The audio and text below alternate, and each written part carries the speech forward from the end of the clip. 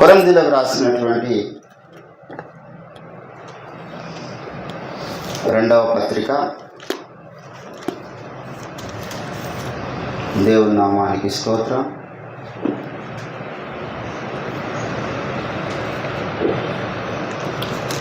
Live ఒకసారి check చేయండి వస్తుంది.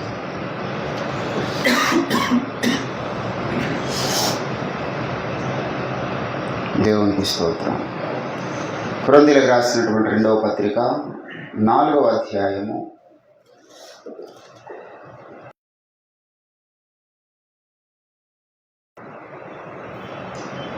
'దేవుని స్వరూపియైయున్న క్రీస్తు మహిమను కనపరచు సువార్త ప్రకాశము వారికి ప్రకాశింపకుండా నిమిత్తము యుగ సంబంధమైనటువంటి దేవత అవిశ్వాసులైన వారి మనోనేత్రములకు గుడ్డితనము కలుగజేసెను. అంధకారములో నుండి వెలుగు ప్రకాశించునుగాక అని పలికిన దేవుడే తన మహిమను గూర్చినటువంటి జ్ఞానము యేసుక్రీస్తునందు వెల్లడిపరచుటకు మా హృదయములలో ప్రకాశించను. చదవన లేఖన పరిశుద్ధ భాగంలో దేవుడు మన వినికిడిలో ఫలింపచేయునుగాక. ఆమేన్, ఆమేన్. ప్రభునందు నాకు అత్యంత ప్రియులారా, చాలా క్లుప్తంగా నేను మాట్లాడుతాను కనుక శ్రద్ధగా ఆలకించాలి. నేను ఇప్పుడు ఇంచుమించు 2011 నుంచి నేను సువార్త పరిచర్య ప్రారంభించాను. 2008లో రక్షింపబడ్డాను. 2009లో నేను వాక్యం చెప్పడం ప్రారంభించాను. మెథడిస్ట్ చర్చ్లో ఉన్నప్పుడు చిన్న అవకాశాలు అప్పుడు దొరికేవి. అక్కడ చుట్టుముట్టు గ్రామాలకు వెళ్ళి, ఇంకప్పటికి నేను ఓఫీర్ మినిస్ట్రీస్లోకి రాలేదు. మాది మెథడిస్ట్ బ్యాక్గ్రౌండ్ కాబట్టి మెథడిస్ట్లోనే చుట్టుముట్టు ఊర్లలో అక్కడక్కడ వెళ్ళి వాక్యం చెప్పేటువంటి అవకాశము దేవుడు నాకు ఇచ్చినాడు. మెథడిస్ట్లోనే దేవుడు నన్ను ట్రైన్ అప్ చేశాడు. సో ఆ సమయం మొదలుకొని 2008లో రక్షింపబడి 9లో నేను వాక్యం చెప్పడం ప్రారంభించినటువంటి ఆ సమయం మొదలుకొని ఇప్పటిదాకా కూడా ఎక్కడ నేను 2 గంటల ప్రసంగం చేయలే, ఎక్కడ కనీసం గంటన్నర ప్రసంగం కూడా నేను చేయలే. ఇప్పటి వరకు కూడా ఎక్కడ నేను ఏ ప్రసంగం చేసినా కనీసం 40 నిమిషాల కంటే ఎక్కువ ఉండదు. ఎప్పుడన్నా రేర్ ఆన్లైన్ ప్రేయర్లలో ఎక్కువ పాటలు పాడి ఎక్కువ వాక్యం యొక్క కొన్ని ఎక్స్ట్రా సంగతులు జ్ఞాపకం చేయాలనుకున్నప్పుడు టైం అయ్యేదేమో, కానీ మ్యాక్సిమం అయితే 40 నిమిషాల కంటే ఎక్కువ నేను ఎక్కడ వాక్యం చెప్పలేదు. మరి దేవుడు కార్యం జరిగించాడు. చిన్న ప్రసంగాల ద్వారానే కొన్ని వందల మంది రక్షింపబడడానికి దేవుడు కృప చూపించినాడు. అనేక స్థలాలలో దేవుడు తన పరిచర్య కొరకు ద్వారాలు తెరిచినాడు. కాబట్టి నేను ఎప్పుడు కూడా ఎక్కువ సుదీర్ఘమైనటువంటి ప్రసంగాలు చేయలేదు. అంటే చేయొద్దని నా ఉద్దేశం కాదు. మన గురువు గారు సేవారంభంలో 9 గంటలు 10 గంటలు కూడా వాక్యం చెప్పినట్ట. 4 గంటల ప్రసంగాల పోటీ నేను విన్నాను. 5 ప్రసంగాలు, 2-3 గంటల ప్రసంగాలు కూడా నేను విన్నాను. అంత డెప్త్ మీరు ఆ యొక్క గర్భాలయ సహవాసం అనేటటువంటి ప్రసంగాలు వింటే మీకు అర్థమవుతుంది. ఒక బోర్డు పెట్టుకొని మరి 3 గంటలు 4 గంటలు చాలా క్లియర్గా స్కూల్లో పిల్లలకు చెప్పే దానికంటే స్పష్టంగా ఏ వచనాలకి ఎక్కడెక్కడ మనం అర్థం చేసుకోవాలి, ఎట్లా అర్థం చేసుకోవాలి, ఏ రీతిగా మనం బలపరచబడాలి స్పిరిచువల్ అనేటువంటి విషయాలు ఆయన బోర్డు పెట్టుకొని క్లియర్గా చెప్పాడు. అప్పుడు నేర్చుకున్న వారు కూడా కొందరు ఉన్నారు. సో అటువంటి మనసు ఉన్నప్పుడు ఎక్కువ చెప్పవచ్చు. కానీ ఇప్పుడున్న దినాలను బట్టి మనిషికి ఈ మైండ్కు శక్తి తగ్గిపోయింది. ఒకప్పుడు అన్ని గంటలు వినడానికి వాళ్ళ మనసుకు వాళ్ళ మైండ్కు శక్తి ఉండేది. ఇప్పుడు ఆ శక్తి లేదు. మీరు సోషల్ మీడియాలో కానీ యూట్యూబ్లో కానీ ఎక్కడ చూస్తే లెంత్ ప్రసంగాలు ఎవరు వినరు. షార్ట్స్ మీరు గమనిస్తే 1 నిమిషం ఉంటుంది షార్ట్. అంటే ఆ 1 నిమిషం ప్రసంగాలు కానీ 1 నిమిషం ఏవైనా అవి కొన్ని లక్షలు కొన్ని కోట్ల మంది చూసినట్టుగా ఉంటుంది. అంటే శక్తి అంత లేదు. మనిషి యొక్క మనసుకు 2 గంటలు 3 గంటలు ఓపికగా కూర్చొని ఒకటే అంశం మీద కాన్సన్ట్రేషన్ చేయవలసినంత శక్తి లేదు, అంత ఓపిక లేదు, అంత దీర్ఘశాంతము లేదు. అందుకే యేసుప్రభుల వారు సువార్త ప్రకటిస్తున్న సమయంలో మనము చాలా స్పష్టంగా మాటను చూస్తాం. నేను ఎప్పుడు ఆ మాటను జ్ఞాపకం చేసుకుంటాను. మార్కు సువార్తలో 4వ అధ్యాయంలో యేసుప్రభు ఒక మాట అంటాడు. ఏమంటాడంటే, మార్కు సువార్త 4వ అధ్యాయము 33వ వచనంలో, వారికి వినుటకు శక్తి కలిగిన కొలది. అంటే వినడానికి శక్తి చాలా మందికి ఉండదు. మనం అనుకుంటాం చెప్పేవాడు ఏమైనా చెప్పొచ్చు ధారావాహికంగా, వాడు చెప్పుకుంటా పోవచ్చు. అక్కడ ఎంతమంది వింటున్నారు, ఎంతమంది నిద్రపోతున్నారు, ఎంతమంది మైండ్ మాలోకంలో ఉన్నది, ఎంతమంది మైండ్ వారి పని మీద, ఇంటి మీద, చుట్టాల మీద, ఎంతమంది మనసు బంగారం మీద, పిల్లల మీద, తిండి మీద ఉంటుంది. ఎక్కడెక్కడ మన మైండ్ అనేది సంచారం, అది చాలా చంచలమైంది మనసు, ఎక్కడెక్కడ తిరుగుతూ ఉంటుంది. మనం చెప్తున్న విషయం మీదనే వాళ్ళు కూర్చున్న వాళ్ళంతా కాన్సన్ట్రేషన్ చేస్తున్నారు అనుకోవడం మన భ్రమ. సో వచ్చిన వాళ్ళు ఎంతవరకు వింటున్నారు అనేది గమనించి దైవజనుడు మాట్లాడాలి. హల్లెలూయా. యేసు ప్రభుల వారు వారికి ఎప్పుడు కూడా వినడానికి శక్తి లేదనుకో చెప్పలేడు. ఎందుకంటే చెప్పిన అది ఏమవుతుందంటే వేస్ట్ అయిపోతుంది. చెప్పిన మాటలు వేస్ట్ కావద్దంటే ఎంతవరకైతే వాళ్ళు వినగలుగుతున్నారో అంతవరకే చెప్పాలి. కాబట్టి దేవుని బిడ్డలారా, మరి మీరు ఎక్కువ శ్రద్ధగా వింటే, నేను 2 గంటలు చెప్దాం అనుకున్న విషయం మీకు ఒక 20 నిమిషాలకు ఇషారా కాఫీ అని ఒక సామెత ఉంది. అర్థం చేసుకునే వానికి చిన్న సైగ చేస్తే చాలు మొత్తం మ్యాటర్ అంతా అర్థం చేసుకుంటారని ఒక నైజాం సామెత. కాబట్టి మనం శ్రద్ధగా దేవుని యొక్క వాక్యాన్ని విందాం. ఇక్కడ ఏమంటున్నాడంటే పౌలు భక్తుడు 4వ అధ్యాయంలో చాలా సంగతులు జ్ఞాపకం చేస్తూ, దేవుడు మా మనోనేత్రాలను వెలిగించినాడు. ఏ రీతిగా వెలిగించినాడా అంటే, అంధకారములో నుండి వెలుగు ప్రకాశించునుగా కానీ పలికిన దేవుడే తన మహిమను కూర్చున్నటువంటి జ్ఞానము యేసుక్రీస్తునందు వెల్లడి పరచుటకు మా హృదయములలో ఆయన ప్రకాశించను. యేసు ప్రభుల వారి యొక్క రక్షణ కార్యము జరిగినటువంటి మొదటి ఘట్టం అది. మనం అనుకుంటాం ఒక వ్యక్తి రక్షింపబడ్డాడంటే నీళ్ళలో మునిగి లేచినటువంటి ఆ దినం వారి రక్షణ దినం కాదు. అంతకు ముందే వాళ్ళ హృదయంలో యేసు ప్రభు యొక్క వెలుగు ప్రకాశించిందని అర్థం. అంటే అర్థమైంది, అంతకుముందు వాని హృదయంలో చీకటి ఉన్నదని అర్థం.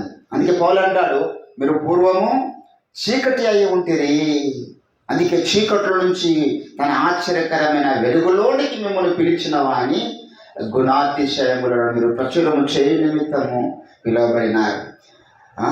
వి షుడ్ రికగ్నైజ్ దట్ మనం ఏ స్థితిలో నుంచి పిలువబడిన వారు, which is the place are we take off. మర్చిపోవద్దు. నేను ఎప్పుడు జ్ఞాపకం చేసుకుంటా ఉంటా, బిహెచ్ఎల్ అన్న ప్రాంతంలో నా జీవితంలో చీకటి పులిస్టా పెట్టబడ్డ దినం అది. అంతకుముందు చీకట్లో బ్రతికిన వాడిని, చీకటి కార్యాలు చేస్తున్నటువంటి బ్రతుకున్నది. ఏం చేస్తున్నానో తెలియదు, అన్నీ మంచిగా అనిపించేది. కళ్ళు తాగడం మంచిగా అనిపించేది, సారా తాగడం మంచిగా అనిపించేది, సిగరెట్ తాగడం మంచిది అనుకునేవాడిని. అవన్నీ తప్పని కూడా నాకు తెలియదు, అవన్నీ పాపం అని కూడా నాకు తెలియదు. ఈరోజు వాటి స్మెల్ పడడం నాకు, కానీ ఒకప్పుడు అవన్నీ తాగిన మనుషులు నేను. అటువంటి నీచ స్థితి ఎట్లా నాకు సాధ్యమైంది 20 సంవత్సరాల లోపు అంటే, చీకటిలో ఉన్నప్పుడు అవన్నీ కూడా మనకు పెద్ద పాపాలుగాను నరక పాత్రమైన నేరాలుగాను మనకు కనిపించు. దేవుని బిడ్డలారా, ఎప్పుడైతే యేసు ప్రభుల వారు మన హృదయంలో ప్రకాశిస్తాడో, యేసు ప్రభుల వారు మన హృదయంలో ప్రకాశించబడ్డ ఆ దినమున మనం ఏమైనామంటే క్రీస్తును గురించినటువంటి జ్ఞానము గలవారమై ఉన్నాం. హల్లెలూయా. ఇక్కడ ఏమంటున్నాడు, అంధకారంలో వెలుగు ప్రకాశించుగా కానీ పలికిన దేవుడే తన మహిమను గురించినటువంటి సువార్త ప్రకాశము వారికి ప్రకాశించినట్లు ఏం చేసిండు ఆయన జ్ఞానం అంట. ఆయన జ్ఞానం, దేవుడే తన మహిమను గురించినటువంటి జ్ఞానం యేసు క్రీస్తు నందు వెల్లడిపరచుటకు మన హృదయంలో ప్రకాశించం. యేసు ప్రభుల వారి యొక్క జ్ఞానం మనలోకి వచ్చిందంట ఆ రోజు. ఎప్పుడైతే మన హృదయం నేను మారుమనసు పొందలేదేమని చెప్పుకుంటాను. నేను ఇప్పుడు 2008లో మే 20 నేను మారుమనసు పొందిన.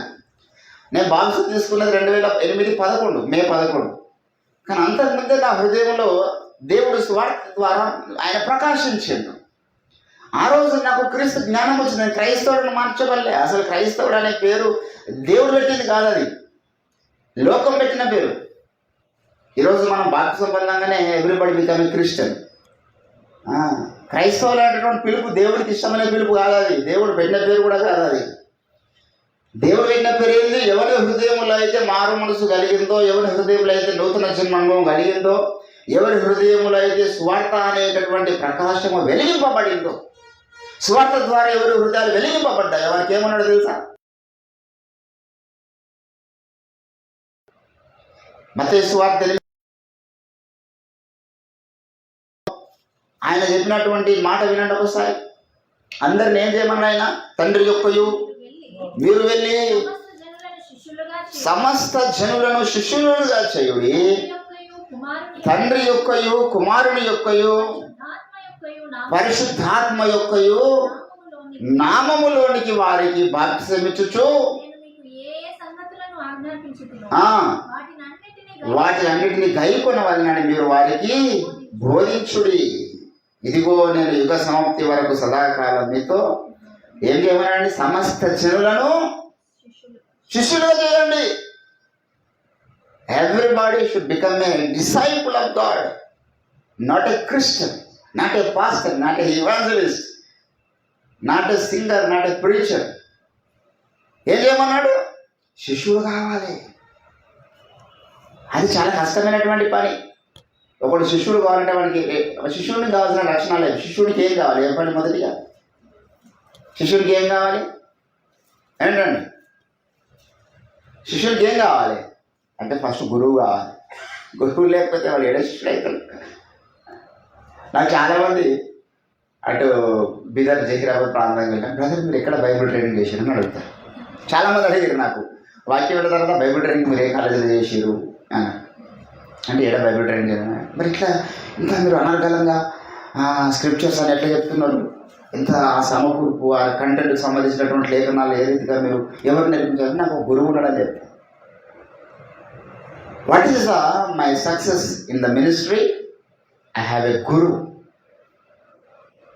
నేను నా ప్రార్థనలో, నా ఉపవాసము, నా కన్నీరు, నా పరిశోధన ఏం లేదని చెప్తే ఎక్కడ గురువు ఉన్నాడు రా బాబా, గురువు ద్వారా నేను ఈరోజు ఇస్తులో ఉన్నానని చెప్తాను. I have a disciple. I am the one of the disciple of the Ophir Ministries. ఒక వ్యవస్థలో నేను ఒక శిష్యునిగా ఉన్నాను, ఒక నాయకత్వం కింద నేను శిష్యునిగా ఉన్నాను. బయటికి పోతే పెద్ద పెద్ద వేదికల మీద ఏమాత్రం కూడా స్టేజ్ పేరు లేకుండా అనగలం అన్ని భాషల్లో అన్ని కవిత్వాలు ఎత్తి, శ్లోకాలు ఎత్తి, పద్యాలు ఎత్తి, గుర్రం చేసి వారి పద్యాలు ఎన్నో ప్రసంగాలు చెప్పాను. నేను వేద శ్లోకాలు చెప్పాను, ఉపనిషత్తుల్లో ఉన్న శ్లోకాలు చెప్పాను, పురాణాల్లో ఉన్న శ్లోకాలు చెప్పాను, అన్ని గ్రంథాలు చదివిన. ఆ పాండిత్యం అంతా నా గొప్పతనం వల్ల కలిగింది కాదు. అది ఇంత గొప్ప ప్రసంగం బయటకు పోయినప్పుడు చేస్తున్నాను, కానీ అయ్యగారి ముందుకు పోయినప్పుడు ఇప్పటికీ నాకు గజ ఇంటికి దగ్గర పోతాం మేము ఫ్యామిలీతో. ఆ డోర్ కొట్టడానికి కూడా మాకు ధైర్యం కాదు. పడుతున్నాము ఆయన ఏమన్నా నేను ఎంతోమంది మన గజ్వాల్ సిఐకి ఎన్నోసార్లు 4 సార్లు పోయి కొత్త సిఐని కూడా కలిసి వచ్చినా. నేను పోయి 2-3 వేరే వాళ్ళ కేసులో పోయి నిలబడి డైరెక్ట్గా మాట్లాడొచ్చిన. ఈ లోకంలో ఏ మంత్రి దగ్గరికైనా, ఏ ఎమ్మెల్యే దగ్గరికైనా, ఏ అధికారి దగ్గరైనా ధైర్యంగా మనం పోవచ్చు. మొన్న ఇది ఎలక్ట్రికల్ డిపార్ట్మెంట్కు సిఓ ఆయన, మొత్తం చీఫ్ ఇంజనీరింగ్, మొత్తం రాష్ట్ర వ్యాప్తంగా ఉన్నటువంటి ఇంజనీరింగ్లు అందరికీ ఆయన పెద్ద శ్రీధర్ గారు. ఏపీ తెలంగాణ ట్రాన్స్పోర్ట్ అని మనకు ప్రెస్ క్లబ్ ముంగటనే మెయిన్ రోడ్ మీద ఉంటుంది పెద్ద ఆఫీస్. ఆయన చేంబర్లోకి పోవడానికి గజ జరుగుతారు అక్కడ ఉన్నటువంటి ఆఫీసర్, పెద్ద పెద్ద ఏడీలు, డిఈలు అందరు. నేను వెళ్ళి ఆయన ఆఫీస్లో వెళ్ళి మంచిగా 40 నిమిషాలు మాట్లాడొచ్చిన. అవకాశం వచ్చింది, ఒక పెళ్లి సంబంధంలో వెళ్ళి మాట్లాడవచ్చు. ఆయన దగ్గరికి పోయి అందరు భయపడతారు. ఈ లోకంలో ఏ అధికారి దగ్గర పోవచ్చు, కానీ ఆత్మీయ గురువు దగ్గరికి మాత్రం మనము పోలేము. అభిషేకం అనేది మనల్ని ఏం చేస్తారన్నమాట, మనలో భయాన్ని పుట్టిస్తారు. ఒకటి శిష్యుడు కావాలంటే, అరే భయ్ మీరు గురువులను పిలువపడవద్దు, మీకు ఒక్కడే గురువు ఉన్నాడు, ఆయన తండ్రి. ఆయన పైన ఉన్నాడు. ఆయన నియమించిన గురువులు కొందరు ఉన్నారు భూమి మీద, వారు మాత్రం మీ గురువులు ఉండాలి. ఈరోజు వ్యవస్థ చెడిపోయింది దేవుని పిల్లరా. ప్రతి ఒక్కడు కూడా చాలా మందికి అడిగాను నేను, బ్రదర్ మీ గురువు ఎవరని అడిగాను. ఆడు ఇండిపెండెంట్గా సేవ ప్రారంభిస్తాను, నాకు ఎవరు గురువు లేదు, నేనే ఏక్ నిరంజన్, నేను తండ్రి లేని వాడను, తల్లి లేని వాడను, మెలికి చదివేలాగా మాట్లాడుతున్నాడు. వాడంతా చెత్త, వాడి సేవ ఎందుకు పనికేది? గురువు లేని భక్తి గుడ్డి భక్తి అనో సామెత లోకంలో ఉన్నది. చాలామంది కూడా నేను ఎక్కడ బ్రదర్ మీ గురువు ఎవరంటే చెప్పరు. వాడు పిడి సుందరరావు గారి దగ్గర చాలా కాలం ఉండి బయటకు వచ్చి అడిగా నేను అని, అరే నీ బోధంతా అట్లనే అనిపిస్తుంది, మరి నీ గురువు ఎవరు చెప్పాను ఫస్ట్. నాకు ఎవరు గురువులు లేరా అన్న అంటుంది. వాడు మన దగ్గర నుంచి వెళ్ళి గుడివాడలో పెద్ద సమయం పట్టింది. గురువు ఎవరంటే చెప్తాడా వాడు? ఓఫిరి గారి దగ్గర సబ్జెక్ట్ నేర్చుకొని బయటకు పోయినాడు ఎవడైనా. అరే ఈ బోధ మరి తండ్రి కుమార పరిశుద్ధాత్మ త్రిత్వం కూర్చున్నటువంటి సబ్జెక్ట్ కానీ లేకపోతే స్వార్థ ప్రకటించే విధానం కానీ ఇది ఓఫిరి గారి బోధలాగా ఉన్నది కదా. మీ గురువు ఓఫిరి గారు అంటే వాడు చెప్పాడు నా గురువు ఓఫిరి గారు కాదంటాడు. వాడి సేవం ఫలిస్తుంది. దేవుని బిడ్డలారా, మన జీవితంలో గుర్తుపెట్టుకోవాలా, దైవభక్తి ఎంత ముఖ్యమో గురువు భక్తి కూడా అంతే ముఖ్యం. గలతీయులు పౌలు చూసి ఏమనుకున్నారంట? క్రీస్తే మా ముందు ఉన్నాడు అనుకున్నారంట. ఎంత గొప్ప సాక్ష్యం అంటే, ఒకప్పుడు మీరు నన్ను క్రీస్తు వలెను దేవుని దూత వలెను మీరు నన్ను ఏం చేశారు? ఘనపరిచండి. మీరు చెప్పుకున్న ధన్యత ఏమైంది? శక్యమైతే మీ కళ్ళు ఊడబెట్టి నాకు ఇస్తామన్నారు కదా. ఇప్పుడు మీరు చెప్పుకున్న ధన్యత ఏమైంది అంటున్నాడు. అంటే దేవుని బిడ్డలారా, క్రైస్తవ ఫిలాసఫీ తల్లిదండ్రులను ఎట్లా గౌరవించాలని నేర్పించింది. నువ్వు దీర్ఘాయుష్మంతుడు అవునట్లు నీ తల్లిని నీ తండ్రిని సన్మానించుము. Honour your parents. అది ఏ గ్రంథంలో దొరికినటువంటి మాట. ప్రతి స్త్రీ పురుషులకు వలె క్రీస్తులకు వలె తమ స్వపురుషులకు లోబడాలి. క్రీస్తు సంఘాన్ని ఎంత ప్రేమించినాడో అంతగా ప్రతి పురుషుడు తన భార్య. ఏ సబ్జెక్ట్ ఏ మత గ్రంథాలు చెప్పినాయండి ఇంత ఉన్నతమైనటువంటి ప్రేమతత్వాన్ని, ఇంత ఉన్నతమైనటువంటి కుటుంబ వ్యవస్థను కూర్చున్నటువంటి మార్గాలను ఏ గ్రంథాలు చెప్పలేవు. కొన్ని గ్రంథాలు స్త్రీలను అనదొక్కినాయి, కొన్ని గ్రంథాల్లో పురుషాధిక్యత ఉన్నది. కానీ బైబిల్లో అది కాదు. బైబిల్లో స్త్రీని దేవుడు సంఘంతో పోల్చినాడు. దేవుని బిడ్డలారా, ఈరోజు ప్రతి ఒక్కరం కూడా శిష్యుడమైనప్పుడు మనకు దేవుని యొక్క లోతైన సంగతులు తెలుస్తాయి. మొదటిది మన హృదయాల్లో గుర్తుపెట్టుకోవాలి. మన హృదయాల్లో క్రీస్తు జ్ఞానము వెలిగింపబడింది అనే నిరూపణలు 3 ప్రత్యేకంగా ఉంటాయి. మొదటిది ఏంటంటే వానికి శిష్యుడు కలిగినటువంటి మనసు కలిగి ఉంటాడు, శిష్యుడు కలిగినటువంటి నోరు కలిగి ఉంటాడు, శిష్యుడు విన్నట్లుగా వెలుబుద్ధి కలిగి ఉంటాడు, దీనత్వం ఉంటుంది, నేర్చుకునే మనసు ఉంటుంది, పెద్దలకు లోబడేటువంటి విధేయత ఉంటుంది. అది యేసు ప్రభు ఆ మనిషి హృదయంలో వెలిగింపబడ్డ కార్యం యొక్క మొదటి లక్షణం. హల్లెలూయా. మన అపోస్తల కార్యం అంతా చూస్తాం. అంతియోక్యలో శిశువులు క్రైస్తవులు అనబడేది. అక్కడ బర్నబాకు శిశువుడు ఉండేను, అక్కడ ఫిలిప్పనకు శిశువుడు ఉండే. దేవుని యొక్క శిష్యుడు వాళ్ళు పిలువబడ్డారు అపోస్తల కార్యం అంతా కూడా. అంతేకాదు మన జీవితంలో శిష్యులుగా మారినటువంటి మనం ఎప్పుడు సారిపై ఉన్నటువంటి ఒక మెత్తని పిండిగా మనం ఉండాలి, మెత్తని మట్టిగా మనం ఉండాలి. ఏంటండి ఇర్మియా ఉదాంతం అంతా కూడా మనం చాలాసార్లు ధ్యానం చేసినాం. ఇర్మియా 18వ అధ్యాయం 1వ వచనం నుంచి ఏమంటాడంటే, ఇర్మియాకు ప్రత్యక్షమైనటువంటి వాక్కు, నీవు లేచి కుమ్మరి ఇంటికి పొమ్ము,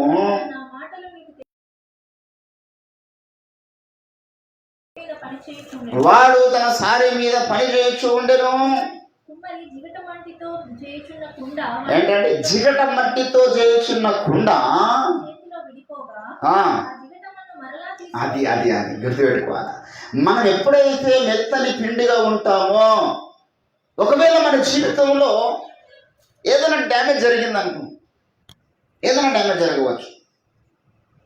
ఇప్పుడు నేను అనుకున్న రీతిగా నా కొడుకును నా కుమార్తెను పెంచాలని అనుకో, వారు పెరిగి పెద్దవారు అయిన తర్వాత ఇష్టానుసారమైన జీవనం కలగడరు అనుకో, ప్రభువా నేను వారికి సరైన విధంగా పెంచలేను తండ్రి, మరొకసారి అవకాశం ఇవ్వని ఒక మెత్తని హృదయంతో మనం ప్రభుత్వంలో ప్రార్థన చేస్తే వాళ్ళు ఆటోమేటిక్గా దేవునికి పనికొచ్చే పాత్రగా దేవుడు తయారు చేస్తారు. దేవా నేను నా యొక్క జీవితంలో మరి నా ఇష్టానుసారంగా నేను పెళ్లి చేసుకున్న, నాకు అనుకున్న సంబంధం దొరకలేదు తండ్రి అని ఒక 10 ఏళ్ళకైనా నువ్వు ప్రార్థన చేస్తే ఆమె నీకు యోగ్యురాలైనటువంటి భార్యగా, యోగ్యులైన భర్తగా దేవుడు ఎప్పుడంటే నువ్వు మెత్తని హృదయం కలిగి, మెత్తని మనసు కలిగి, దేవుడి స్థానంలో కన్నీరు కాల్చినటువంటి తత్వం నీకు ఉన్నప్పుడు మరలా ఇంకొక రూపాన్ని తయారు చేస్తారు ఆయన. కానీ చాలా మంది క్రైస్తవుల బ్రతులు ఎట్లున్నాయంటే ఎండిపోయిన క్రైస్తవం. ఇప్పుడు ఎండిపోయిన కుండను ఏం చేస్తాం మనం? ఒక కుండ తయారు చేస్తే ఆరబెట్టి ఎండిపోయింది అనుకో, దాన్ని మళ్ళీ ఒక కుండ దేనికి వస్తుందా? ఎందుకు పనికేది కాకుండా. అందుకే మన జీవితాల్లో ఎండిపోయినటువంటి బ్రతుకులు ఉండదు. ఎప్పుడు మెత్తని మనసు, నన్ను ఇంకా మీరు మౌల్డ్ చేయండి ప్రభు, ఇంకా నాకు ఏమైనా గాయాలు చేస్తారా, నాకేమైనా చెక్కడ నా మీద ఉన్నదా, ఇంకేమైనా నన్ను మీరు మరలకు రూపంలోకి తీసుకొస్తారా. నేను ఇప్పటిదాకా అనుకున్నాను ఒక మంచి సువార్థికుడిగా ఉందాం అనుకున్నా. దేవుడు నాకు ఇంకోటి చేద్దాం, ఒక మంచి వ్యాపారవేత్త చేద్దామని అనుకో. ఇప్పటికీ అవకాశం ఉంది. ఒక మెత్తని పెండిగా నేను ఉన్నా, ఒక మెత్తని మట్టిగా ఉన్నా, వెంటనే దేవుడు ఆ రూపం మార్చిన ఒక మంచి వ్యాపారవేత్తగా చేయొచ్చు. లేకపోతే ఒక మంచి వ్యాపారవేత్త ఇప్పటి వరకు ఉన్నా, ఒక మంచి సువార్థికుడిగా దేవుడు మార్చాలనుకుంటే మార్చగలుగుతాడు.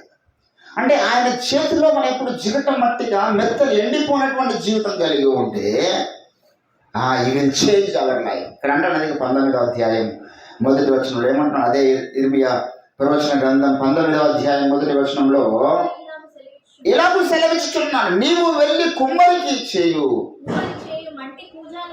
కొని పిలుచుకొని పోయి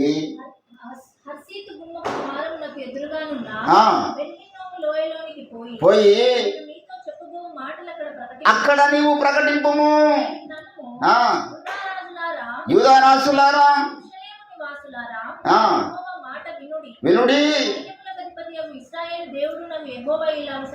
ఇలాగూ సెలవిచ్చుచున్నాడు, ఆలకించుడి.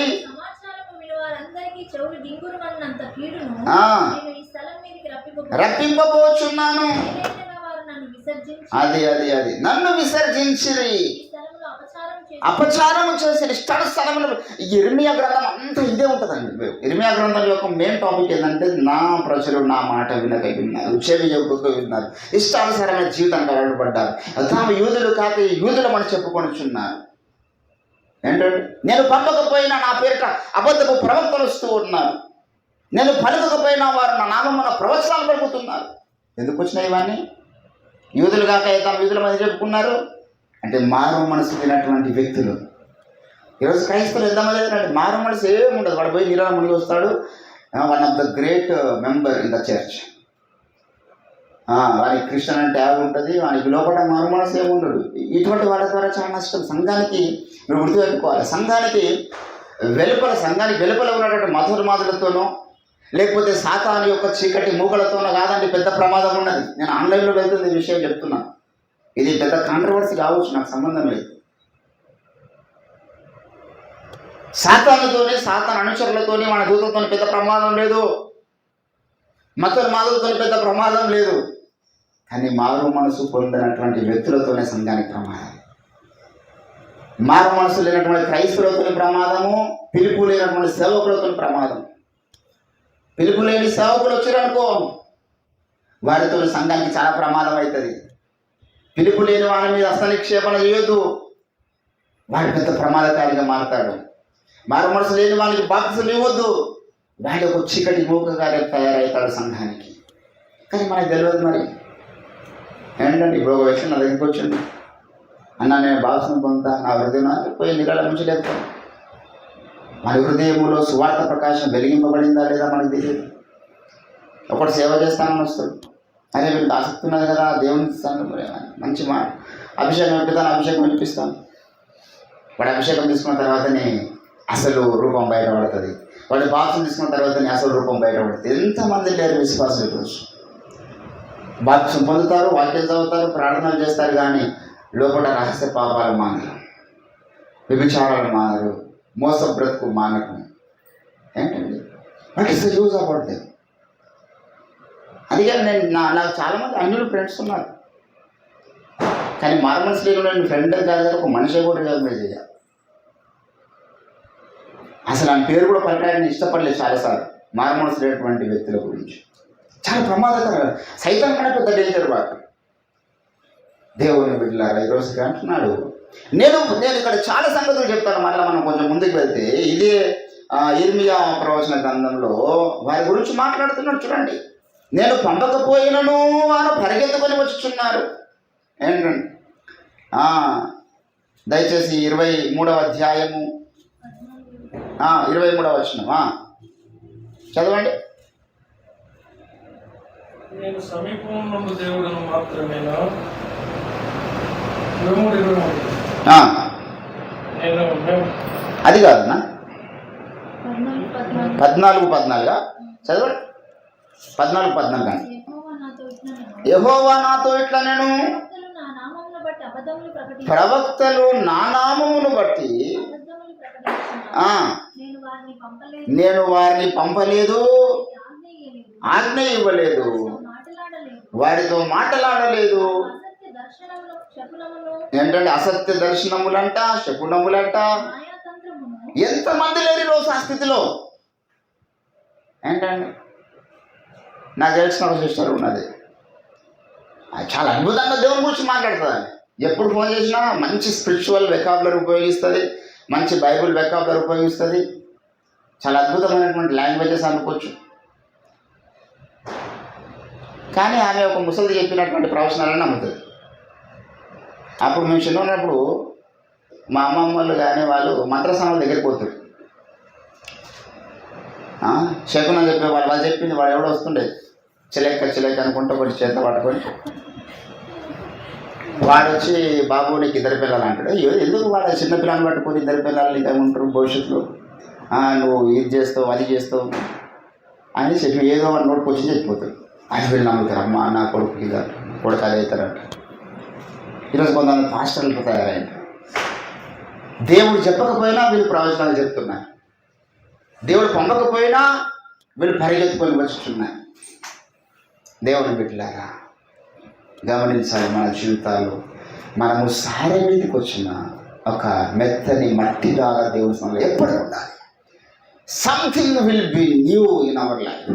ఇప్పుడు అంతా మనం పర్ఫెక్ట్ అయిపోయినట్లే కాదు కదా, ఇంకా నేర్చుకోవాలి, ఇంకా నేను ప్రభు సమయంలో బలపడాలి, ఇంకా అభిషేకాన్ని పొందుకోవాలి, ఇంకా నూతన జ్ఞానాన్ని సంపాదించుకోవాలి. దేవుని ఒక వాక్యం దాని మనసు ఎప్పటికి ఉంటుంది. ఎవరి హృదయంలో అయితే క్రీస్తు ప్రకాశిస్తాడో వాడు ఎండిపోడు, వాడు ఎప్పుడు మెత్తని పిండిలాగా ఉంటాడు. అమ్మ ఒక ఆలోచన నీకు వచ్చిందా, ఒక తలంపు నీకు వచ్చిందా, దిస్ ఇస్ నాట్ రైట్ అంటే వెంటనే మార్చుకుంటాను. మెత్తని పిండి కదా, ఇంకో రూపంలో వెళ్ళిపోతారు. కానీ ఎండిపోయిన వాళ్ళు మాట నేను అట్లా చేయను, ఇదంటే ఇదే నేను పట్టింది. నేను ఎంతమంది 600 అయినా 100, 150 అయినా నేను వదిలిపెట్టాను, నాకు సంబంధం లేదు, నేను ఇదే చేస్తా.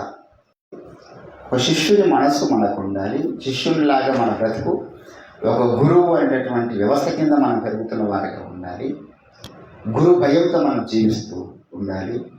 రెండవది మనం మెత్తని పిండిగా ఉండాలి. ఇక్కడ అంటారు మళ్ళా కొరింథీయులకు రాసినటువంటి పత్రిక చివరిగా 3వ మాట మనం చూసి కొద్దిసేపు మనం ప్రార్థనలో ముందుకు సాగుదాం. కొరింథీయులకు రాసినటువంటి 2వ పత్రిక 4వ అధ్యాయంలో ఇంకో మాట అన్నాడు. కింద ఏమంటాడంటే 18వ వచనంలో 16 చూద్దాం. మేము అధైర్యపడము, మా బాహ్య పురుషుడు కృషించుచు ఉన్నను, ఆంతర్య పురుషుడు దినదినము నూతన పరచబడుచు ఉన్నాడు. మేము దృశ్యమైన వాటిని చూడక అది అదృశ్యమైన వాటిని, ఇది నిజంగా ఎన్లైట్మెంట్ కలిగినటువంటి క్రైస్తవుని యొక్క లక్షణము. హల్లెలూయా. ఏంటంటే ఎవరికి ఈరోజు ఆ మైండ్? ఎప్పుడు మొగళ్ళనే ఉపయోగిస్తాం, ఆడలను అనలేం కదా. ఇప్పుడు ఏమనుకుందంటే ఆడలకి ఏమనాలి, ఎవరికి అంటే ఇక బహువచనం వచ్చేస్తాను. ఎవరికి ఉన్నటువంటి మనసు ఏంటండి. నేను చాలా ఇప్పుడు పెళ్లి సంబంధాలు సెట్ చేస్తున్నాం, కొద్దిగా గొప్ప దేవుడి కుటుంబం బట్టి లక్షల జీతాలు ఉన్నా చూడడానికి బాగలేదు కాబట్టి నాకు వద్దనే వాళ్ళు కొందరు. ఏంటంటే మనం గుర్తుపెట్టుకోవాలి, సుందరమైనటువంటి అవయవాల గురించి దేవుడు మాట్లాడతాడు. మనకు బాహ్య రూపంలో, దృశ్య రూపంలో ఏదైతే అందం కనబడుతుందో అది అదృశ్య రూపం వేరే ఉంటుంది. ఒక వ్యక్తి పబ్లిక్లో మంచి కనబడుతున్నాను అనుకో, నాకు ఒక అమ్మాయి పబ్లిక్లో చాలా సుందరవతి, చాలా అందంగా కనబడుతుంది, అది పర్సనల్ లైఫ్లో దయ్యంగా ఉంటుంది. ఒక వ్యక్తి పబ్లిక్లో చాలా అందంగా కనబడవచ్చు, మహేష్ బాబు లాంటి అందం వారికి ఉండొచ్చు, కానీ వాడు పర్సనల్గా ఆమె చేసే టార్చర్ ఎవరు ఊహించలేనటువంటి పరిస్థితి ఉంటుంది. ఏదైనా కావచ్చు. ఎందుకు? ఈ దృశ్యమైన వాటి మీదకి మనసు పోలేదు. ఏంటంటే నా భార్యను పబ్లిక్గా ఎవడు చూడదు, అటువంటి భార్య నాకు ఉండాలనుకోవాలి. నా భర్తను పబ్లిక్గా ఎవడు చూడదు. ఇప్పుడు రోడ్డు నల్ల కూడా పోతున్నాను, పోయే అమ్మాయి చూస్తుందా వాడికి? చూసిన ఒక నిమిషంలో ముఖం దింపు. అదే తెల్లగా ఉన్నాడు వాళ్ళు, తెల్లగుండి కొంచెం చూడడానికి బాగుంటే చూసి మెలకలు తిరుగుతూ ఉంటారు, ఆడలైనా మొగలైనా. ఎందుకు? దృశ్యమైన వాటి మీదనే వారి యొక్క మనసు. ఈరోజు నేను బాహ్య రూపంలో కాదు చెప్తున్న విషయం, ఆత్మీయ ప్రపంచంలో చాలామందికి దృశ్యమైన వాటి మీద మనసు పోలే. పలానా చర్చికి పోతే చాలామంది వస్తారండి అంటే వాడు మందిరంతో నీకు పోతున్నా ఏంటంటే అంటే 100 మంది 200 మంది వస్తారంటే ఆ 200 మంది వేసుకున్న బట్టలు, ఆ 200 మంది కట్టుకున్న చీరలు, ఆ 200 వేసుకున్న మేకప్ అదే మనం చూడిపోతుందా? ఆ మందితో మనకేందండి? 200 మంది ఉన్నారా, 2 ఉన్నారా, 3 ఉన్నారా మ్యాటర్ కాదు. అక్కడ ఎంత అభిషేకంతో కూడుకున్నటువంటి మాటలు వస్తున్నాయి, ఎంత దైవ ప్రత్యక్షతలు అక్కడ వస్తున్నాయి, ఎంతగా దేవుని యొక్క ఆత్మకార్యం అక్కడ జరుగుతూ ఉన్నది. ఇది ముఖ్యమా? ఏంటంటే ఇప్పుడు నేను ఎప్పుడు చెప్తాను, నాకు ఇష్టమైనటువంటి అనేక మంది దైవజనుల్లో ఒకడు సతీష్ కుమార్ గారు, కల్వర్ టెంపుల్. నేను చాలా 1 year అక్కడికి వెళ్ళాను కాబట్టి నాకు సతీష్ అన్న మీద చాలా మంచి గౌరవం ఉన్నది, ఉంటుంది. చాలా అద్భుతమైన సువార్థికుడు, చాలా అద్భుతమైన ప్రార్థన పరుడు, చాలా ఆసక్తి పరుడు. ఎప్పుడు నేను గురించి 3 సంగతులు చెప్తాను. నేను కల్వర్ టెంపుల్ వెళ్ళినప్పుడు 4 గంటలకే ఆయన రెడీ అయ్యి సూట్ వేసుకొని వచ్చి ప్రార్థనలో ఉండేది.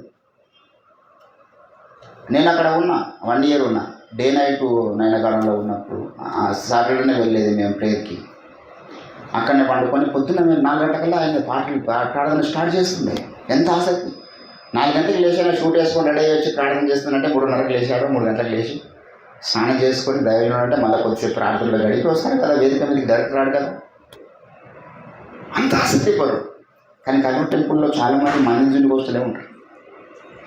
కల్వర్ టెంపుల్లో దేవుళ్ళో బలపడ్డాం ఏదో చెప్తా ఉంటాడు. సతీష్ కుమార్ చెప్పినటువంటి వాక్యములో ఉన్నటువంటి కంటెంట్ ఏంది?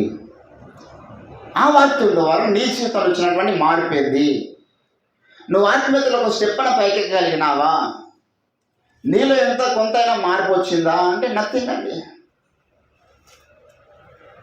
కానీ చెప్పుకోవడానికి చాలా ఉంది. మంచి డిజిటల్ ఎయిర్ కండిషన్ చర్చ్, మంచి స్క్రీన్స్, మంచి ఎల్ఈడీస్, మంచి వాక్యం, మంచి PA system, everything is fine. కానీ నువ్వేం ఏం నడుస్తున్నావు అంటే వీడు అక్కడ మందిని జొండికి పోయాడు, కల్వర్ టెంపుల్ జొండికి పోయాడు. ఇంతమంది కెపాసిటీ ఎట్ ఏ టైం 18,000 మంది ఎట్లా ఆరాధిస్తున్నారు మందిరం లోపల, మందిరం బయట 18,000 మంది, సందు లేకుండా ఇసుకరాలన్నంత జనం. చెప్పేటోళ్ళు కూడా అవే చూపిస్తున్నారు, అవే చెప్తున్నారు. టోటల్ కూడా అభిజుడికే పోతుంది. మనం వాళ్ళ గురించి ఆరిపోసుకుంటలేము. నా పాయింట్ ఏంటంటే రేపు మనకు కూడా అంతమంది రావచ్చు, రేపు మన చర్చ కూడా 4 లక్షల మంది రావచ్చు. ఆశ్చర్యం లేదు. దేవుడు తలుచుకుంటే చికెన్ టు ఎనీథింగ్ ఏమైనా చేయగలుగుతారు ఆయన. మన అదృశ్యమైన వాటిని నిదానించి చూచుచూ ఉన్నాము. ఒక మనిషిలో వాని యొక్క వెంట్రుకలు, వాని చర్మము, ఇవి దృశ్యమైనటువంటి అవయవాలు. కానీ అంతరంగము, వాని మనస్సు, వాని హృదయ కేంద్రము ఏంటంటే ఒక వ్యక్తి ఎంత నల్లవాడైనా, ఎంత తెల్లవాడైనా, ఏ కులం వాడైనా, వాని చర్మం అనేటటువంటిది తీస్తే లోపల అందరికీ సమానమే. నల్లగున్న వాని చర్మం కొంచెం మొలిచి చూద్దాం, తెల్లగున్న వాని చర్మం కొంచెం మొలిచి చూద్దాం. లోపల ఏమున్నదంతా మాంసమే కదా, సేమ్ కలరు. ఇంకా అక్కడ కలర్కి తెలియలేదు. నల్లగా ఉన్నవాడికి నల్ల మాంసం ఉంటుందా లోపల? తెల్లగా తెల్ల మాంసం ఉంటుందా? ఏంటంటే ఏ చెబుడేగా నజర్ నరక్ నాకు ఈ తోల అనేటువంటిది, ఈ బాహ్య సంబంధమైనటువంటివి మనం దృష్టి పెట్టాల్సిన విషయాలు కానే కావాలి. ఈ లోకంలో ఏమన్నా ఉండొచ్చు. నాకు దేవుడు ఒక వేరే బిల్డింగ్ చేయొచ్చు, డజంట్ మ్యాటర్ ఎట్ ఆల్. అది నాది కాదని నేను అనుకుంటా. కొనువాడు కొన్నది నాది కానట్టును, ఏంటంటే పెళ్ళి అయిన వాడు పెళ్ళి కానట్టును. డిటాచ్మెంట్ ఉండాలి క్రైస్తవుడికి.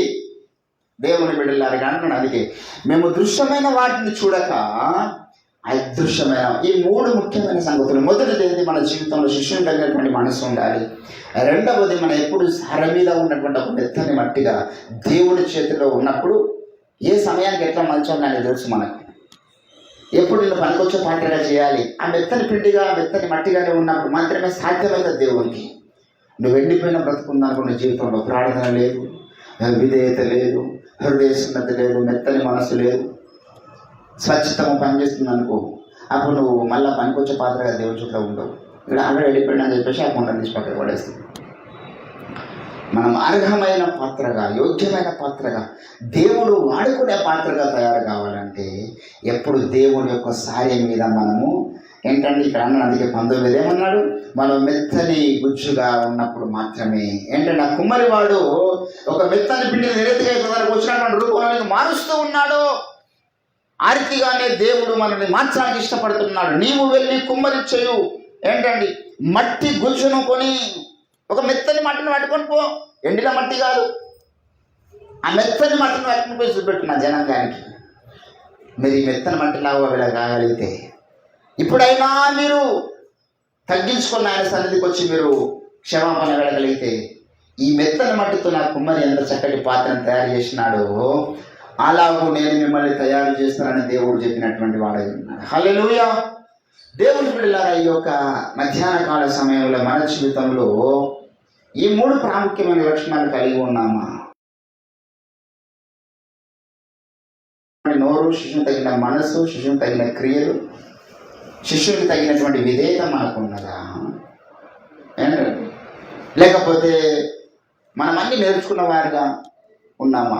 నాకు అన్ని తెలిసి నాకు ఎవరు చెప్పాల్సిన అవసరం లేదని కొందరు అంటారు. చాలా ప్రమాదం. 50వ కీర్తనలో మాట ఎప్పుడు మర్చిపోద్దు. 50వ కీర్తన 16వ వచనంలో అందుకే ఎవరికి కూడా ఏం తెలియదు. ఏంటంటే 50వ కీర్తన 16వ వచనంలో ఏమన్నాడు? భక్తిహీనులతో దేవుడు ఇట్లు సెలవిచ్చుచున్నాడు, నా కట్టడలు వివరించుటకు నీకేమి పని, వచించడమేమి, దిద్దుబాటు నీకు అసహ్యము కదా. ఏంటంటే మన గురువు గారి యొక్క నిదానం ఏంటంటే 2వ రాకడకు సిద్ధపడడానికి అర్థమైంది. దిద్దుబాటే సిద్ధపాటు. నేను దిద్దుకుండా ఏం కూడా అని అంటే అది సిద్ధపాటు కాదు. ఇక్కడ కొంతమంది ఇక్కడ దిద్దుబాటు అసహ్యము, కానీ వీళ్ళు లేకుండా దేవుని కట్టడలు వివరిస్తున్నారంట. మళ్ళీ సిగ్గు లేకుండా దేవుని గురించి మాట్లాడుతున్నారు. బోధకులుగా చలామణి అవుతున్నారు, సువార్థికులుగా చలామణి అవుతున్నారు, విశ్వాసులుగా చలామణి అవుతున్నారు, ప్రార్థన పరులుగా, క్రైస్తవులుగా చలామణి అవుతున్నారు. అరే పలానా బోధ తప్పున్నదిరా బాబు అంటే మార్చుకునే మనసు లేదు, పలానా పద్ధతి కరెక్ట్ లేదంటే మార్చుకునే మనసు లేదు. కానీ వీళ్ళు దేవుని కట్టడలు వివరిస్తున్నారంట. ఏంటంటే ఈరోజు దేవుని బిడ్డలారా, నీవు నేను మనం గమనించాల్సిన విషయం ఏంటంటే దిద్దుబాటు మనం ఇష్టపడదాం. ఒక మెత్తని పిండిగా నన్ను మరలేసి నువ్వు దంచాయి, మరలా నన్ను నానబెట్టు నీటిలో, నన్ను మరలా ఒక మెత్తని గుజ్జుగాను మార్చు, నీకు ఇష్టమైన పోలికలోడికి నన్ను మీరు ఇంకొక నూతన సృష్టిగా, ఒక నూతన కుండగా, నూతన పాత్రగా నువ్వు తయారు చేయడానికి సమర్థుడు. హల్లెలూయా. మన దేవుడు పరమ కుమ్మరి. ఆయన ఆదామును మంచిగా తయారు చేసింది. ఆయన ఎంత ఇంట్రెస్ట్ చూపించాడు ఆదాము తయారు చేసాడు. ఒక మంచి ఇంజనీరింగ్ లాగా కూర్చొని ఎంత టైం పట్టింది దేవుడికి. నరములు, ఎముకలు, ఇప్పటిదాకా మన శరీరంలో ఉన్న అవయవాలు, గజ్వల్ న్యూరో ఇప్పుడు ఉంది, న్యూరో సర్జన్స్ ఉన్నారు. ఇప్పటికీ మన శరీరంలో ఎన్ని నరాలు ఉన్నాయో వాళ్ళు లెక్కలేదు. ఏదైనా ఒక్క నరం ఖరాబ్ అయితేనే దాని మీదనే సర్జరీలు, పరిశోధనలు, ఎక్స్రేలు, దానికే సిటీ స్కానింగ్లు, దానికే ఎంఆర్ఐలు అంతా చేస్తారు. ఆ ఒక్క నరంకి ఏదైనా ఒక్క నరం దెబ్బతిన శరీరంలో ఆ ఒక్క నరంకు సర్జరీ చేయడానికే ఏంటంటే రవి గారికి సర్జరీ జరిగింది, స్పైనల్ కార్డ్ సర్జరీ. ఒకటే నరం పట్టుకున్నది ఆయన, ఒక్క నరం సర్జరీ చేయడానికి. ఆ ఒక్క నరం పట్టుకున్నదిగా మరి యూరిన్ బంద్ అయిపోయింది. మన శరీరంలో ఏ నరమైనా కొంచెం అక్కడిక్కడ అయిందనుకో, కొన్నిసార్లు మన కళ్ళలకు మనకు ఈ యొక్క ఏదైతే మనం చూస్తున్నామో రెటినా ఉందో దాంట్లో సన్న నరాలు ఉంటాయి. ఒక్క నరం కొంచెం అటుటైనా మన కళ్ళు కనిపించదు. ఇట్లా చూస్తూ ఉంటాం కానీ ఏం కనిపించదు. ఏమైందంటే ఏదో ఒక నరంలో కొంచెం బ్లడ్ క్లాట్ అయ్యి ఏదో ఒక నరం డ్యామేజ్ అయితే మళ్ళీ దాన్ని సర్జరీ చేసి ఆ నరాన్ని తీసేసేసి మళ్ళీ డాక్టర్లు ఆ ఒక్క నరం మీదనే పెద్ద సర్జన్ రావాలి చేయడానికి. మరి ఈ నరాలను దేవుడు మన శరీరంలో ఏంటంటే సన్న నరాలు మన బెదడులో ఇవన్నీ దేవుడు పెట్టింది కదా. ఎంత టైం తీసుకున్నాడు ఆయన, మంచి శిల్పకారుడు ఆయన. మన మీద ఆయన మన కొరకు టైం కేటాయించేవాడు ఆయన. హల్లెలూయా. మనము ఇది ఖరాబ్ అయింది, ఇది పనికేదని పడేసేవాడు కాదు. ఈ యొక్క ఆదామును తయారు చేసిన ఎట్లయితే తన కళ్ళ ముందు పండబెట్టుకొని తయారు చేసిండో ఎముకలు నరం అట్లాంటివి మరలా చూస్తాడు. నా కుమారుడు నన్ను ఎట్లయితే చేస్తున్నా అట్లా నేను చేయడం మీకు సిద్ధంగా ఉన్నాను రా బాబు, దేవుడు నా చేతిలోనికి రాగలిగితే అని దేవుడు మాట్లాడుతున్నాడు. కాబట్టి దేవుని బిడ్డలారా, ఈరోజు చీకటిలో మరి అంధకారంలో వెలుగు సువార్త ప్రకాశం ద్వారా వెలుగు కల్మతం పలికినాడు కదా, ఆ వెలిగే క్రీస్తు జ్ఞానం అన్నాడు. ఆ వెలిగేంది? క్రీస్తు కలిగినటువంటి జ్ఞానం, క్రీస్తు కలిగినటువంటి మనస్సు. ఏమిటంటే యేసుప్రభుల వారు తండ్రి అని దేవునికి ప్రార్థన చేసిండు, యాచన చేసిండు. అంటే అర్థమైంది, దేవుడు ఆయనకి ఏమి ఇస్తలేనా? అరే ఒక చిటికేస్తే పరలోక సైన్య సమూహం భూమి దిగి వస్తుందిరా బాబు, ఒక్క పిలిపిస్తే పరలోకం దిగి వస్తుంది ఇక్కడికి. ఆయన యాచించాల్సిన అవసరం లేదు. కానీ ఎందుకు ఆయన యాచనలు చేస్తున్నాడు అంటే, 1 పేతురు 2వ అధ్యాయం 23-24 వచనాల్లో చెప్తాడు, క్రీస్తు కూడా మన కొరకు బాధపడి మీరు తన అడుగు జాడలందు నడిచేవాళ్ళని మీకు ఆయన సమస్య ఏం చేసినట్ట మాదిరిగా ఉంచిపోయాను. Everything should be their role model. ఈ జయశాలిలో చెప్పుకునేటువంటి ఈ బ్యాచ్కి అది అర్థం కాదు. యేసుప్రభు బెగ్గింగ్ చేస్తున్నాడు, యేసుప్రభు అడుగు తినేవాడు అని ప్రసంగాలు చేసి ఇజ్జత్ పడుకుంటున్న సమాజంలో ఈరోజు. దేవుని వెళ్ళారా కనుక ఈరోజు నీవు నేను మన ప్రతి విషయంలో మన యేసు ఆయనకున్న జ్ఞానం మనకు వచ్చినప్పుడు మనం కూడా తండ్రి అయిన దేవునికి ఏం చేస్తాము? యాచనలు సమర్పిస్తాము. అందుకే 1 పేతురు 4వ అధ్యాయం 1వ వచనంలో అంటాడు, క్రీస్తు యేసును కలిగిన ఈ మనస్సు మీరు ఆయుధంగా ధరించుకోలేదు. క్రీస్తు శరీరం ఎలాగో శ్రమ పడానో మీరు కూడా అట్టి మనస్సు. హల్లెలూయా. ఈరోజు దేవుని బిడ్డారా, క్రీస్తు యేసును కలిగినటువంటి మనసు చాలా మందికి లేదు. పౌలు అందుకే ఫిలిప్పీ 2వ అధ్యాయము 21వ వచనంలో అంటాడు, 23వ వచనంలో అనేకులు క్రీస్తు శిలువకు శత్రువులుగా నడుచుకొనుచున్నారు. They don't have that mind. Christ mind లేదు అక్కడ. సొంత మనస్తత్వాలు పనిచేస్తున్నాయి, సొంత జ్ఞానం పనిచేస్తూ ఉన్నది. క్రీస్తు యేసును కలిగినటువంటి మనసు రాలే. ఎందుకు? హృదయంలో ఆ మార్పు నూతనత్వం అనేది జరగలేదు. దేవుని బిడ్డల రోజు మనల్ని అడుగుదామా? చాలా మంది జీవితాల్లో గుర్తుపెట్టుకోవాలి, పెద్ద బాధపడాల్సిన విషయం కాదు. మనకు హృదయంలో మార్పు లేకుండా కూడా మనం బాధ్యత పొంది ఒక 10 సంవత్సరాల ముందుకు పోవచ్చు, 10 సంవత్సరాల ముందుకు పోవచ్చు. నాకు నూతన జన్మ అనుభవం లేకుండానే సేవ చేసి 10 సంవత్సరాల తర్వాత మళ్ళా మార్పును కలిగించి ఆ రోజు తిరిగి మార్పులేని ఇవ్వాలి నిరీక్షణ లేనటువంటి ఇవాంజలిస్ట్. అడవలోనే నూతన తీర్మానం తీసుకున్నాడు, మారుమనసు పొందాడు, కన్నీరు కాల్చాడు. ప్రపంచం అంతా ఆయన చేసినంత స్వార్థ ఎవరు చేయలేదు. ఈరోజు one of the top church ప్రపంచ స్థాయిలో క్యాథలిక్ తర్వాత మెథడిస్ట్ ఉంది. ఏ దేశంలో అయినా మెథడిస్ట్ ఉంది. కారణం ఏంటంటే ఆ రోజు ఆయన పొందినటువంటి మార్పు ఒక చక్కని రూపాన్ని తీసుకొచ్చింది తన జీవితంలో. ఈరోజు దేవుని బిడ్డలారా, నీవు నేను మనం ఒక నూతన తీర్మానం తీసుకుందాం. ప్రభు సన్నిధిలో, ప్రభువా మేము పనికిరాని పాత్రలుగా ఈ లోక యాత్ర నుంచో పనికొచ్చే పాత్రలుగా తయారు. మా ఆయుష్ చిన్నది, అధిక బలం ఉంటే 60 సంవత్సరాలు 70 సంవత్సరాలు అయినాలో వాటి వైభవం ఆయాసము దుఃఖమే. ఇప్పుడు దేవుడు చెప్పినటువంటి మాట బట్టి ఇప్పుడు నాకు 40 సంవత్సరాలు కంప్లీట్ అయింది. ఇంకో 30 ఏళ్ళ ముందు ఏం సాధిస్తాం? 30 ఏళ్ళలో ఏంటంటే ఏం చేస్తే బాగుంటుంది? 30 ఏళ్ళలో తిని తాగి మంచిగా ఎంజాయ్ చేస్తే బాగుంటుందా? శరీరం ఎంత మన యొక్క ఆయుష్కాలం చాలా చిన్నది. మన ఆయుష్కాలం ఒక నూతన తీర్మానం తీసుకుందాం. ప్రభువా నా శేష జీవితమైన నీకు పనికొచ్చే విధంగా ఉండాలి. అట్టి జ్ఞానాత్మక చేతనండి ప్రభు అని మనం ప్రార్థన చేద్దాం. రండి, దేవుడి కొద్ది మాటలు మన వెలికిడిలో ఫలింపచేయుగాక. ప్రార్థనలో మనమందరం కూడా ముందుకు సాగుదాం. హల్లెలూయా, హల్లెలూయా, హల్లెలూయా, హల్లెలూయా. స్తోత్రం, స్తోత్రం.